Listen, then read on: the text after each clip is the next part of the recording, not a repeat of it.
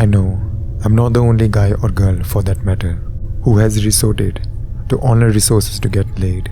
In my book, there is nothing wrong with it. I'm looking for the same thing. I never lie about what I'm looking for. I'm always straightforward about looking for sex.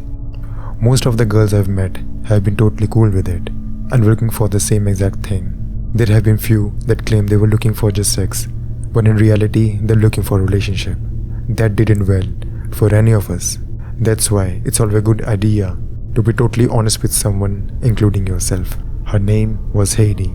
I met her on a popular dating app.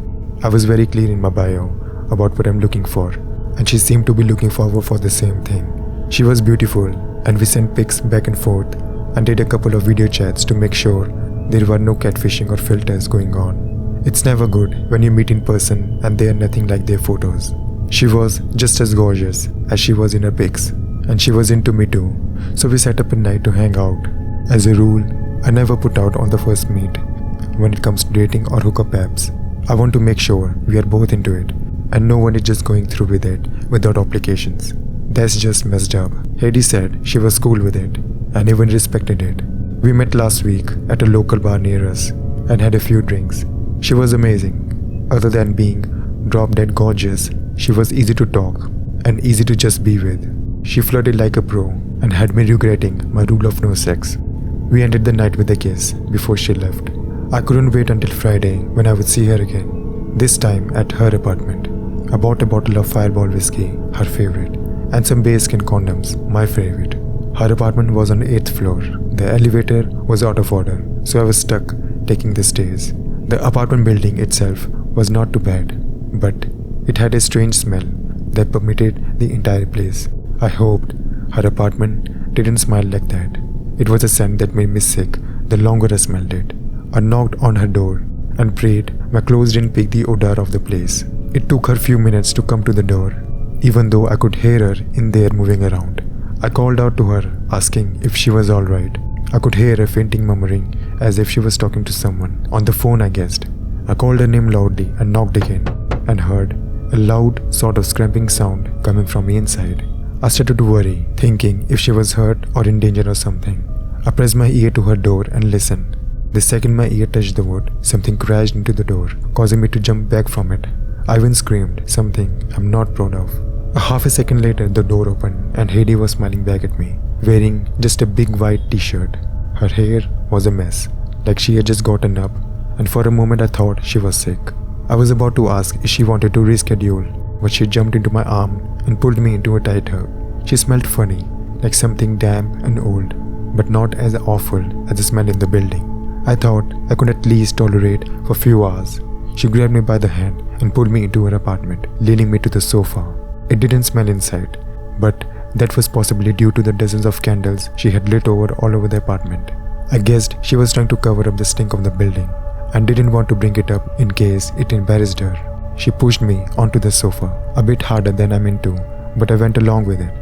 I asked if she was okay, but she just smiled and licked her lips in an attempt at being sexy, but totally missed the mark. She stood in front of me, swaying to music only she could hear, her eyes trained on me unblinking. I was watching her move, trying like hell to enjoy it, but it just felt weird to me. Something about her felt off. "Eat me," she moaned, roughly lifting her shirt. I might have gone through with it if her belly hadn't looked like she was 9 months pregnant. It's not like I have anything against pregnant women, but she wasn't pregnant when I had last seen her the week before, and it looked painful, hard and swollen. It was an immediate turn-off. "You look like you're not feeling well. If you want to call it night and do this another time, I'm cool with it," I said, trying not to sound rude. She made a sound, a cross between a burp and a cough, and quickly squatted and threw up on the floor. A dark black liquid, just like shit in the building. At that point, I was pretty much done, and sure she was either high or very ill. I jumped to my feet and started asking if she needed me to do something, call someone or anything. She looked up at me grinning, her pupils almost as large as her eyes, and growled, "Look, I don't know if you're on something or not, but sex isn't going to happen tonight," I said. She jumped to her feet so fast, I dropped my fucking keys I had been subconsciously holding in my fist for protection. I went to pick him up, ready to bowl the hell out of there, but she scooped them up before I could even bend down. "Give me the keys, I want to leave," I said, holding out my hand. She laughed deep and threw at me and held up my house keys, staring at it like it was something she had never seen before. "Heidi, I'm serious, give me the damn keys," I said, no longer caring how rude I sounded. I was on the verge of calling the police when she did something I will never forget. I will never get this image out of my mind as long as I live. Heidi stood with her legs spread wide and dangled the keys playfully in front of me. While well out of reach, she winked at me and with her other hand lifted her shirt to reveal her belly underneath. And with the other hand, she thrust my house keys hard up inside her. I nearly fainted, especially when the blood began to trickle down her thighs onto her carpet. "Are you crazy?" I screamed. She laughed again, continuing the same horrific thrusting motion. For a split second, even though she was smiling, I could see her eyes full of fear and pain, silently pleading with me for help. I backed up to the door, my hand firmly to open it. I didn't want to take my eyes off her, not for a second. "Want to see?" she giggled, and she opened her mouth so wide I thought her jaw would snap. I stared at her in frozen horror, watching as something creeped up her throat, resting on her tongue.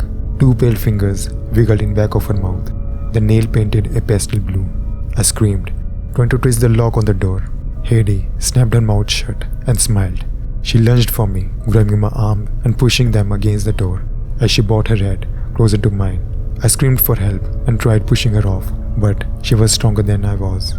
I thought I would die in that smelly apartment, but I was able to wrestle out of her grasp and somehow managed to get my keys from her. I pulled the door open and booked it down the hall. I looked back only once to see Heidi in the doorway, her face twisted in an expression of rage. I ran down the steps, falling more than once. I got to my car and got the hell out of there. I called the police, but I don't know what exactly to say. I just said a girl was harming herself. I didn't hear back from them or Heidi. I stopped using apps to meet women, although it's not sure thing that it would turn into something like that again. I drove past her apartment last night, just out of curiosity. The building is no longer being used and has been boarded up for some contamination. But something from the window was watching me as I drove by, smiling down at me from the 8th floor. I'm terrified now and thinking of moving because I never did find my house keys.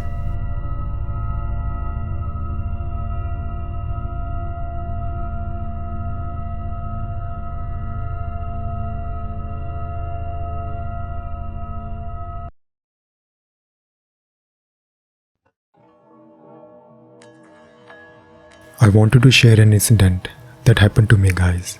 I don't know what's happening, or is it safe to share this with you, but I feel like I wanted to talk to someone. I'm not using any real names here, just because of the obvious reasons. My name is Jessica. I'm a graduate student, and I have a best friend named Catherine, aka Kathy. Talking about Kathy, she's a very wonderful person. She's very kind and friendly to everyone. Everyone liked a positive attitude. Even though she has a lot of friends, she wanted my company always. Everything was going smoothly till last month when there was an argument between Kathy and her roommate, Mary. I never liked Mary in the first place and felt like she has many secrets. One day they had a heated exchange on something. The next day, Kathy found Mary's dead body in her bedroom. Apparently, Mary committed suicide. It was a huge shock for Kathy, and she was not at all feeling well afterward. She wanted to move out of the apartment as soon as possible, but she couldn't find any suitable place nearby. That afternoon, I was in the library, completing some work, when Kathy came by. I noticed that she is looking pale and exhausted. "Everything fine? You look tired." "I know, I haven't slept for a few days." "Kathy, I know, things went south, but that's not your fault. She killed herself. I can't just sleep. I feel like someone is watching me all the time. Whenever I doze off, I feel like someone is with me, in my bed. I'm having nightmares. I can't be there alone." "Kathy, what are you talking about? Who is watching you? Mary? It's not a joke. I thought you can help me." Then her phone rang. She didn't attend the call. "I'm sorry. Anyways, you need some rest. I'm going to my parents' home. Why don't you tag along? You can meet my parents. It will be fine." She was okay with it. My parents don't have any issue with the guest. Kathy's phone rang again. I saw the frustration in her face when she heard the ringtone. "Who is it?" "It's Gary. I don't want to talk to him anymore." Gary is Kathy's boyfriend. He's one of the worst people I have ever met. He's toxic, abusive, and a big bully. I don't even understand why Kathy liked him. His friends are even worse. Kathy has a lot of issues right now.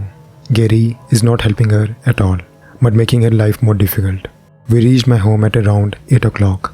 After dinner, I showed Kathy her room upstairs. Kathy wanted me to sit next to her till she sleeps, so that she would feel safe. I was tired with the long drive and the studies, so I dozed off too in my chair. A phone call woke me up after a few minutes. It was John, one of our classmates. Kathy was still sleeping. I picked up the call. John said that Gary has headed to my home searching for Kathy, and he will be there any minute now. I said I will manage it, and hung up the call. But in fact, I was not sure what to do. I can call the police if he makes any scene here. It was my house after all. Suddenly, I heard a roar of motorcycle engine from outside. It was Gary. He was drunk and he stormed into my home. He was stopped by my father, and this, Gary didn't like it. "I'm here to see my girlfriend," he said. "Who, Kathy?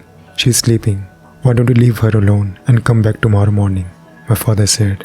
Gary was fuming. He pointed his finger at my father and said, "Don't tell me what to do, old man.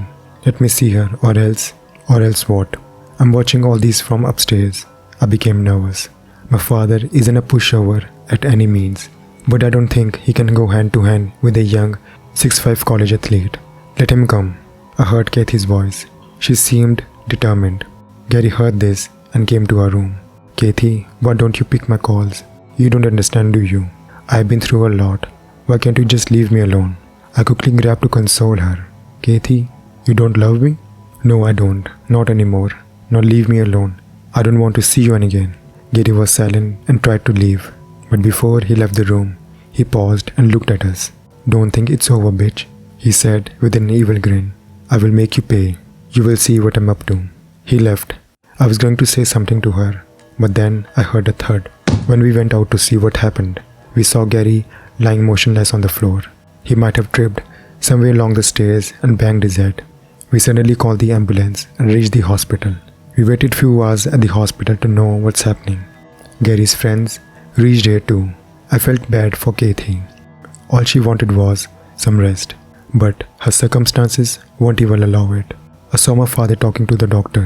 He looked upset and came to us. "The kid is no more." I was shocked. "Gary's dead?" I checked to see Gary's friends' reaction. While they were talking, they were staring at us. Kathy started crying and my father said that we should go home now. We walked to the empty parking lot and we saw Gary's friends waiting for us there. "Tell us what happened," they said. "We don't know. He just fell down." I said, "Bullshit. You killed him. You both killed him, and to hell with you." Then I noticed a baseball bat and a hockey stick in their hands. They raised their hand to strike us. I was scared, and a split second I closed my eyes. Then felt like a light flickered out of nowhere. I heard them screaming. I opened my eyes to see that they had been struck by lightning. Shocked by this, Kathy fainted at the sight. The lightning killed Gary's friends. So I was in the hospital, keeping an eye on Kathy, who was sleeping. Doctor said she is okay, but needs some rest. They gave her some medications and some vitamins tablet. I was thinking about the events surrounding Kathy. First, her roommate killed herself. Then, Gary fell down the stairs and died. Then, Gary's mate struck by lightning in front of us. But we were totally safe. I can't believe that all of these were pure coincidental. Then it came to my mind. Who knows what if Kathy's roommate killed herself or not? What if it was a murder? What if all these deaths were connected? Thinking all these, I almost fell asleep when I saw a figure standing next to Kathy. I was in a dreamy state and couldn't confirm if it was a hallucination or reality. It was a man. It was a man who was probably 25 years old, wearing dark clothes. Something from his attire makes me feel he's not from this time. I feel like I've seen this face many times, but still don't know who he is. He kissed Kathy in her forehead and looked at me. Those eyes felt like my blood froze. Felt like he smiled and said something to me even though his mouth never moved. He walked slowly to the balcony and vanished from my sight. I snapped out of the dreamy state and rushed to the balcony. It was 12th floor of the building, and no way he could jump from there and walk away. Then I checked the door, it was locked, and I remember locking it from the inside before I went to sleep. I thought it might have been a dream and let it go. Few weeks passed. The vision from the strange man near the Kathy's bed still haunts me. I remember Kathy talking about someone with her when she's trying to sleep. But Kathy is fine now. Found a better roommate and she is happy now. We were on a trip and the bus was at a station. Can I ask you something? Kathy asked seriously and I nodded. When I was in the hospital that day, was there anyone else with us? No. Why? Nothing, it's funny. Felt like someone kissed my forehead. Might be a dream. I was really shocked when she said that. So, it wasn't a dream at all. I just smiled and didn't see anything and looked outside the window. But what I saw was even more terrifying. It was him. He was standing right next to the window staring at me. I was out of words and felt like he smiled. I called Kathy to look, but then he was gone. Like totally vanished. I didn't say anything to Kathy, so she won't freak out. Then it happened. A piece of paper flew into my hands. This was written in it. Thank you for keeping the secret. Keep it that way or you will pay. Never tell her. I will keep in touch. It flew out of the window. Now I'm convinced it was not a dream, not a vision, but a reality. I saw him in different places when I was with Kathy in coming days, watching us from far. I was scared to tell this to anyone. When Kathy said someone is watching her, was it him? Kathy doesn't know this. Why is he stalking Kathy? Who is he really?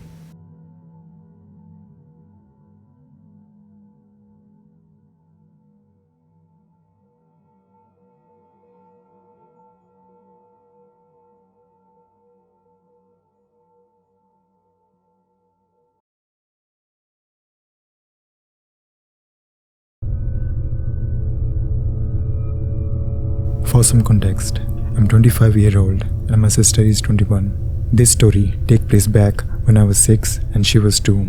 We were raised by our mom and our grandparents. Since dad left a few months after Nicole was born, I never really bothered to ask why he was gone. In fact, I was quite happy. He wasn't exactly nice to me or my mom. Anyway, we spent most of our days in our grandparents' house while mom was out working, as back then we were really short on money. She tried her best to be there for us, so I am not really mad at her. Mom would either bring us to work with her or we would stay with her friends. People were nice as far as I remember, but me and Nicole would only ever meet up with a nice lady in our grandparents' house. She was tall, I think over 6'5 feet, so back then she looked like a giant to me. She had a tanned skin, and if I remember correctly, she had a dark brown hair. Could have been black, but it was a while ago. She would always wear the same thing, a red gown. Yet, what stood out the most about her were her eyes. They were pure black. At first, Nicole would be the only one to see her. I remember staring at her confused, not knowing what she would point at and laugh. I would wake up in the middle of the night, looking around for Nicole, as back then we would share a room, and not finding her anywhere. I would look at her in the whole house, eventually finding in the basement. The most freaky part was that the basement door would be always locked, so there is no way Nicole would get there by herself unless our grandparents forgot to close it, but it seemed very unlikely. This would repeat for a few more nights. I would wake up, notice that Nicole wasn't there, go to the basement and bring her back to her room. What changed one night was the fact that I had shaken awake by Nicole, who would point towards the basement and kept telling me to go. I did, while my sister was following close behind me. When I got there, that the basement door was wide open, as if inviting me in. Usually, when I went to fetch Nicole, the door would be closed, but not locked. Against my better judgment, I went into the basement with Nicole, and that's when I first met the lady. She was incredibly nice, and would coo at Nicole many times throughout the night, talking with me about many topics. She would play with me and Nicole, and I didn't even realize when it was morning. Our grandma went to search for us, and completely freaked out when she found us in the basement. She grabbed us and quickly dragged us out, not seeing the black-eyed lady that stared at her silently. Grandma forbade us from going into the basement, but since I had such a nice time there, I went there again. This would continue for several months until Mom got herself her own house and we had to move out. The reason I'm bringing it up is because in a few days I'm going back to visit my grandparents along with Nicole, and she had been mentioning talking with them about the woman in the basement. She got reminded of the lady when she had been talking about our time there, and she is excited at the thought of seeing her again. I doubt we would get any answers, since I asked them about it before and they refused to tell me anything. But who knows, maybe they would answer to Nicole.